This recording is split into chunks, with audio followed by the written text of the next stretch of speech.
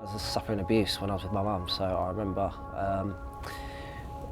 a feeling of relief. I felt relieved that I was no longer there. So it was kind of interesting, like an adventure almost.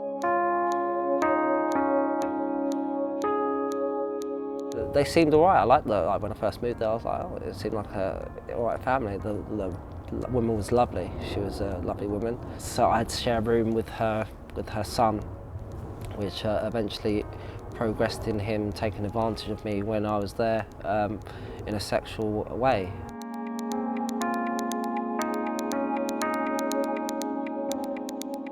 Even now it's hard for me to form attachments. Even now it's something that it just stays with you.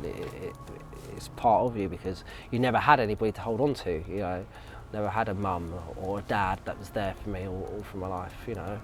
I've always had to just depend on one person, and that's myself. I'm not going to lay down everything that I did because some of the things were illegal and I don't want to get arrested.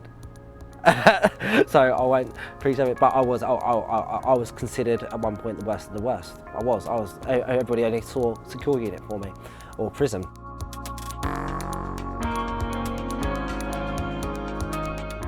Remember the bonfire? Yeah, yeah. I think we sat out to all hours and that, didn't we? Chatting. Lighting, you know, the old And then burner. that was the real game changer, I think, for me. Like, Kyle's a wonderful story for me because Kyle attributes a lot to us, being there for him, supporting him. And it's no more than we do for any of our children, but for Kyle, it seemed to really work. And Kyle did have a very troubled past and some very negative experiences in care.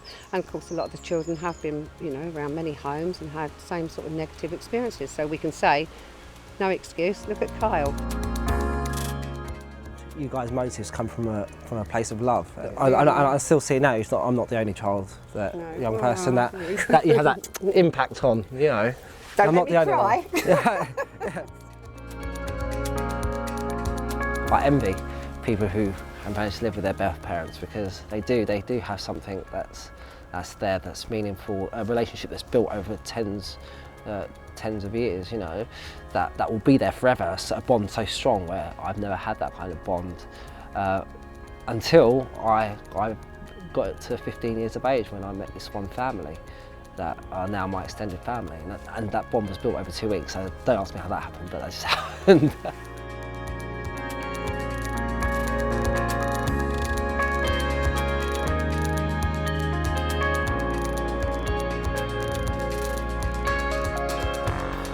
It is very lonely.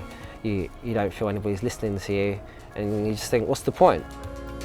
These guys are meant to be our corporate parents. They're meant to be our mums and dads. The government is meant to be our mums and dads. Well, they need to start acting like it.